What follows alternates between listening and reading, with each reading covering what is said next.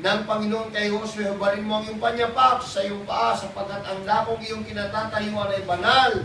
At ginawang gayon ni Josue. Sipin mo mga kapatid, kung paano talaga naging mababa si Jose, lumapapa, nagpatirapa pa sa harapan mga kapatid ko ng taong ito mga kapatid, nagpapakilala sa kanya. Ibig sabihin mga kapatid, pareho naman silang leader, pero hindi tinitingnan ni Joshua mga kapatid ko anong katayuan niya at katayuan niya mga kapatid, kundi ibinaba niya ang kanyang sarili, hallelujah, dahil sa yun yung kanyang natutunan. Because he's a man of humility. So pagka tayo as a Christian mga kapatid, sabi ko, walang magiging isang problema, mag-isang mga leader sa atin lahat mga kapatid, kung tayo mayroon talaga puso na mababa o nagpapakumbaba mga kapatid, mawawala talaga yung pagmamalaki, mawawala talaga yung faction, mawawala yung partition mga kapatid, mawawala yung division.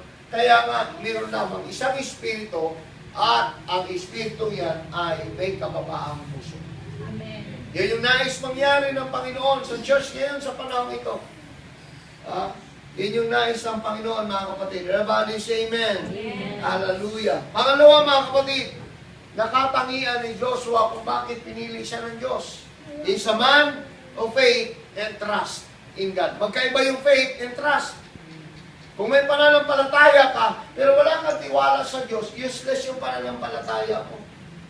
Ang pananampalataya, yan yung natutunan mo, mga kapatid ko, sa Panginoon. Ang trust, yun yung ibinibigay ng Panginoon dahil meron kang tiwala na mangyari yung gusto mo.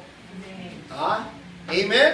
Yun yung importante mga kapatid. Kaya nga, sa Numbers chapter 13, and verse 25 hanggang 28 mga kapatid, to make the story short, nag-utos ang Panginoon sa 12 lahi ng Israel mga kapatid at kumuha yun ng tig-isa-isang mga spy or tik-tik mga kapatid. Kumuha yun. So 12 lahat yun na mga talagang magagaling na yun sa pakikipaglaban. Kasama rito si Joshua at kasama rito si Caleb mga kapatid. So, lahat sila may pananampalataya. Bakit? Mga Kristiyano yun eh. Amen. Mga anak ng Diyos yun, 12 tribes of Israel, mga anak ng Diyos yun. At sa bawat lipi, mga kapatid, kumuha sila ng magaling na mga tao na mayroong kakayanang makipaglaban. So, matindi ang faith nun. Pero inutusan sila ng Panginoon para pasukin yung Kanaan, mga kapatid. Dahil maraming pagpapala doon sa Kanaan, umurong ang buntot ng dalawa.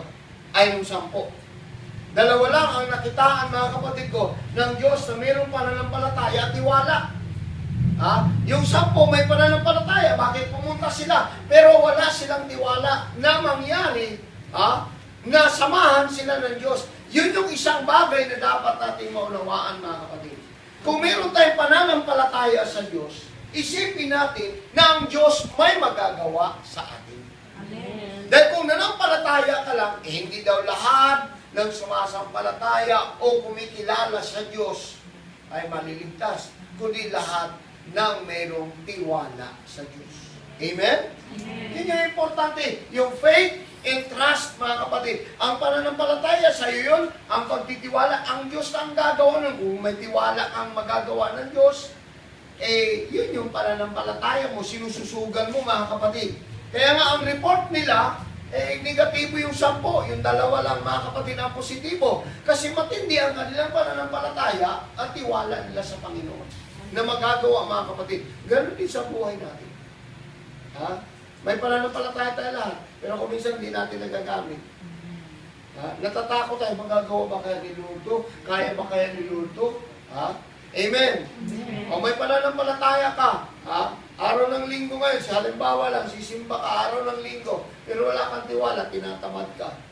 Kasi ang pananampalataya, paghakbang. Because faith without works is dead. Ang pananampalataya na hindi nilalaki pa ng gawa ay patay. Gusto mo mangyari ang isang bagay na yan, mga kapatid, pero wala kang tiwala na gawin ng Diyos yun, hindi talaga mangyari yun.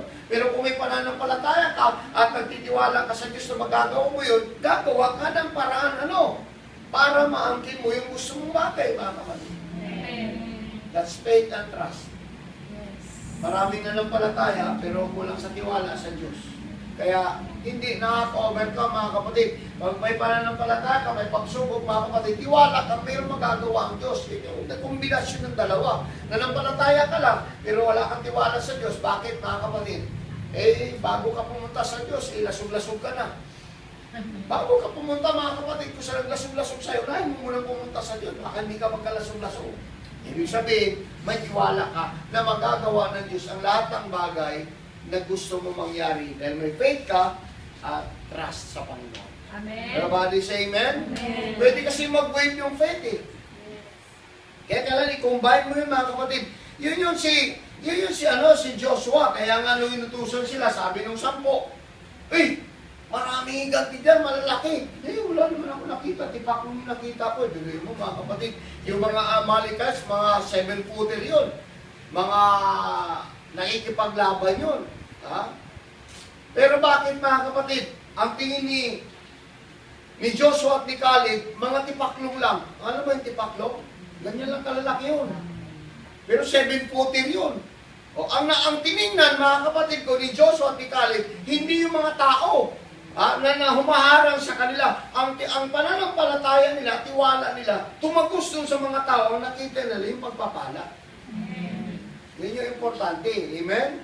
Kasi mga kapatid, bago mo makuha ang pagpapala, maraming hadlang. Kaya lagpasan mo yung hadlang para yung pagpapala makuha mo. Amen? Palapakan natin yung Panginoon. Maliit lang yan. Sabihin mga kapatid, bumuhos ang ulan, sisimba ka. Nako, malakas ang ulan. Ambon lang yan. Kaya nga may payong eh. Trust. Amen. Totoo yun mga kapatid. Nangyayari yan sa atin sa pang-araw-araw ng buhay. Kung minsan mga kapatid, nawawalan tayo ng tiwala sa Diyos. Maraming ganun. Pero ang totoo niyan mga kapatid, kung i-combine mo yung faith and trust mo sa Lord mga kapatid ko, ay hakbang ka eh. Hakbangan mo talaga. Kasi patay ang pananampalataya mo kung di ka humakbang mga kapatid. Tingnan mo si Juan Taman. Nanampalataya siya na ang sarap ng bunga ng bayabas. Pero nakahiga lang siya mga kapatid. Naunahan pa siya ng uod. Mas mabilis lumakad yung uod kasi humakbang yung uod, umakyat eh. Paano nagkaroon ng uod sa bayabas? Saan magaling yung uod? Saan galing yung uod? Sa langaw. Saan galing langaw? Sa uod. Di ba? Magtataka ka mga kapatid. Yung bagoong mo. Di ba? Nagbagong ka, sinilyuan mo lahat. Pagbukas mo, ba't ang daming bagong? Saan galing yung uod? Yan tawag ka ngayon. Sinilyuhan mo yun. Wala naman nakapasok na langaw. Pero pagbukas mo, ba't inuod? Di ba? Sagutin nyo na lang yun sa inyong isipan. Paano nangyari na gano'n ang uod? Diba? Ganun mga kapatid. Kaya nung tinignan niya yung bayabas, may faith siya. Ako, hindi talaga masarap nito eh. Faith yun. Pero ang problema, walang gawa. Ang tamad eh. Nakahiga lang mga kapatid. Yun. Naunahan siya ng uod. Sarap na sarap. Ang uod mga kapatid. Pinagpipiestahan niya yung bayabas. Ganon din mga kapatid. Amen. Subukan mo, maraming bayabas. Ang sarap ng bayabas, sarap kumain. Anong gagawin mo? Tingnan mo lang. Pagpila ka. Akyatin mo ngayon. Yan yung trust. Amen. Lahat ng bagay mga kapatid. Kaya nga mga kapatid, ang faith ginagamit yan kasi ginagamit natin yan. Kailangan may pananampalataya mga kapatid. Pero higit sa lahat mga kapatid ko, isama mo na may magagawa ang Diyos doon sa sinasampalatayanan mo. Kaya importante mga kapatid. Kasi kung hindi mo gagamitin yun mga kapatid, wala silbi. Sa buhay nito, hindi tayo, kaya nga maraming bumabagsak, maraming mga kapatid ko, hindi revived na mga Christians, mga kapatid, hindi talaga nakakaunawa, mga kapatid ko, ano ang Diyos. Bakit, mga kapatid? Walang tiwala sa Diyos eh. Kilala na may Diyos, di ba, mga kapatid? Kahit ngayon lasing ko sa amin, may Diyos eh. Sino ang Diyos? Jesus. Biruin mo, kilala nga, lasing ko yun. Pero wala siyang tiwala. Diba? Na ang kapayapaan galing sa Diyos. Na ang magandang buhay galing sa Diyos. Hindi ako niniwala dyan, pastor. Pero may faith siya na may Diyos. Lahat ng tao may pananampalataya na may Diyos. Pero hindi lahat ng tao nagtitiwala sa Diyos. Kung magtitiwala tayo, subukan natin mga kapatid na kung may magagawa ba ang Diyos. Yan si Joshua. Yan si Joshua. Kaya nga mga kapatid, may kita mo mga kapatid ko, kung paano niya inilagay ang kanyang buhay sa Panginoon. Kaya nga, great leaders, great Christians mga kapatid, kailangan talaga ang pananampalataya niya, hindi sa tao, hindi sa anumang bagay, kundi ilalagay mo talaga mga kapatid ko sa Diyos. Amen. Importante na ang Diyos mga kapatid ko ay kikilos mga kapatid sa ating buhay. Kagaya nga kanina mga kapatid, punta kaming Igay. Ay, Igay mga kapatid. Sabi nung mga kapatid, alam na pala nila na darating. Tapos alam na nila nasisimba sila sa linggo sa Bulacan mga kapatid. Tapos Pastor, maganda yung pagtatayuan natin ng church. So, magkano? 60. O sige, bayaran natin yan. Wala tayong pera. So, that's right. Kaya ang tanong, hindi tayo kikilos, hindi tayo gagawa. O kikilos tayo, gagawa tayo. Una, number 1, pray. Amen. Eh, ganda eh. Ganda ng kalsada. Yung highway mga kapatid, nandito yung lote oh. Oh. Tapos ang tapat, tatayuan doon ng studio ng ABS-CBN mga kapatid. Nadami ang tao. Ha? Nadami ang tao roon mga kapatid. O, sabi ko, sige, para ng palataya. Lahat naman. Ha? Ang church naman, nabuhay sa pananampalataya. Amen? Kung hindi ka mabuhay sa pananampalataya sa Diyos, kung wala kang tiwala sa Diyos, sino ka? Ganun ang Kristiyano, tayo lahat mga kapatid. May mga problema, may mga kahirapan darating sa buhay. O sige, tumunganga ka lang. Tanggapin mo lang ng tanggapin yung problema sa buhay mo na wala kang ginagawa mga kapatid na solusyon ng pananalangin, pagsamba, paglilingkod sa Panginoon. Sigurado, darating ang araw, pupunta ka sa kasada, mamimisak ka ng buhay. Sa tindi ng problema mo, maraming ganun na natin. Diba? Naglalakad sa kalsada mga kapatid. Kaya gano'n pa pala. Gusto mo yun? Ayaw ko nga ng gano'n. Kaya nga, paglagay ka ng tiwala sa Diyos. Ha? Paglalagay ka ng tiwala sa Diyos, ang Diyos na magagawa eh. Tayo lang yung magagawa eh. God is so powerful, amazing God, magnificent God. Ha? The great provider. Kaya nga, yun yung trust eh. Kaya nga mga kapatid, si Joshua, makikita mo eh, kaya nga, na-impress lang ako mga kapatid sa buhay ni Joshua eh. Parang, kumbaga sa atin mga kapatid ko, sa MGCF, ito yun eh, ito yung dahan-dahan nangyari mga kapatid. Kaya sabi ko, darating ang araw, lahat ng tutungtungan natin, pupunta sa atin. Ay, pinangako ng Panginoon kay Joshua eh. Yes. Lord, kami naman, lahat ng tutungtungan namin, magiging membro ng MGCF. O, isa na yung igay mga kapatid. Hallelujah. Amen. Amen. Ganun naman ang Diyos eh. Basta't may faith tayo mga kapatid. Ay importante lang mga kapatid ko, gumagawa talaga tayo. Hingi ka sa Lord, wala ka namang ginagawa. Hingi ka ng hingi mga kapatid sa Lord. Nakakamba. Nakakaya kaya humingi mga kapatid. Tapos, Lord, pahingi. Ganun pa naman ka, Lord, pahingi naman ganito, pahingi naman ganyan. O ang Diyos humingi, ayaw mo magbigay. Anak, samba ka naman. Tinatamad mo na ako, maulan kasi. Daming vision eh. Paano ka?